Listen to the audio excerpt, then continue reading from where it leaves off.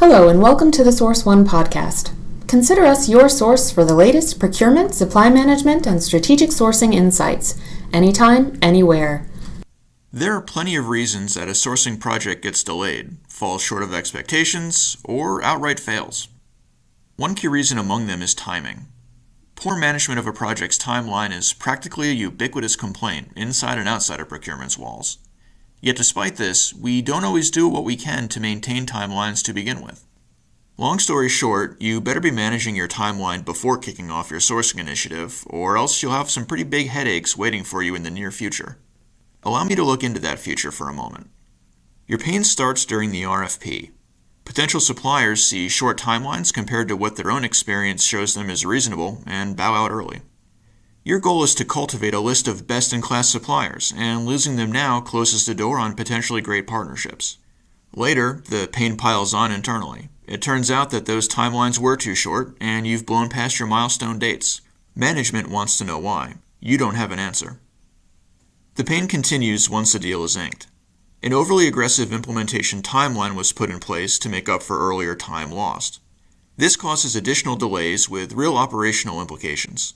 Removing elements of an implementation and stripping down to bare bones may help, but this tactic, while potentially effective, will leave you without services or product functionality you originally bargained for. And if an implementation languishes too long, it may never get off the ground at all. Let's come back to the present. What can we do now to ensure this doesn't happen? The answer is to fully map out your timeline. Of all the dates you know, your implementation date is the most critical and easiest to determine. So let's consider this process moving backwards from finish to start. Implementation. What is your ultimate deadline for implementation? If you're seeking to replace an incumbent that is no longer viable, you'll need your sourcing initiative to wrap up before you run out of time and are forced into a contract renewal. If you're seeking a product or service to fulfill a new need, this will be the latest date the new service can go live without disrupting business. In either case, if remaining inventory is a factor, then identifying the cut-in date will also be needed. With this date in mind, work backwards and determine when an implementation must start in order to hit this deadline. There are several resources you should tap in choosing your start date. Internally, reach out to all frontline stakeholders. In the case of new accounting software, for instance, understand how your IT team and accounting team will participate in the launch. Beyond the time they need to allot to the implementation itself, get a feel for any issues the team can identify that might crop up. Also, get a beat on any other high-priority projects the team is working on that may get in the way. Remember, yours isn't the only project they're working on, and other work streams could extend the implementation timeline. Externally, reach out to your supplier base. The suppliers you'll reach out to through your RFP live and breathe these implementations every day. Prior to launching an RFP, it's a good idea to start with a request for information to get a better understanding of the typical timelines the supplier sees as feasible for similar projects. Contracting and negotiations. The next steps working backwards are contracting and negotiations. Feeling out how long these processes will take can be difficult. Depending on the number of variables, you could wrap up in weeks or slog through several months. The key is to leverage your understanding of these variables to make an estimation. With largely tactical procurement initiatives, this phase should be relatively short. The focus here is on products with a large supplier base and little risk involved with switching suppliers. As initiatives move towards strategic purposes, these phases can become drawn out. The supplier base may be much smaller, elements of the product are more complicated, and the relationship with the supplier will be much more in-depth and critical to operations. The contract itself can range from a handful of pages to 100 or more page documents. Again, there are internal and external resources who can help you figure out the timing here. Internally, now is a great time to get some feedback from your legal department. How quickly do they typically move through this phase? Externally, ask for standard terms and conditions up front. Get a feel from the suppliers around how willing they will be to modify them. The nature of the product, a physical good compared to a service, is also a variable. In the case of a high availability physical good, suppliers may readily negotiate on price and end the process quickly. Service-oriented suppliers are less likely to compare themselves and their offerings in an apples-to-apples comparison with their competitors, and therefore offer more of a challenge. The RFP.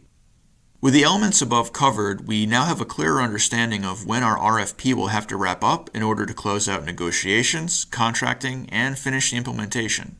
Now we simply need to estimate a reasonable amount of time suppliers will need to respond to the RFP. This will be based on several factors. How detailed is the scope of work, and how much time is reasonable for a supplier to work through and understand your requirements? Although your scope of work should always aim to be complete, suppliers will have additional scoping questions to gain a better understanding of your needs. So, how open and available is your team to responding to such questions? How quickly can you turn around answers? The key takeaway here is don't schedule an RFP launch the same week your team is collectively on vacation. Consider the deliverables you're asking suppliers to provide. Are you asking for a response to a questionnaire with 10 questions or 100? How many items are in your market basket?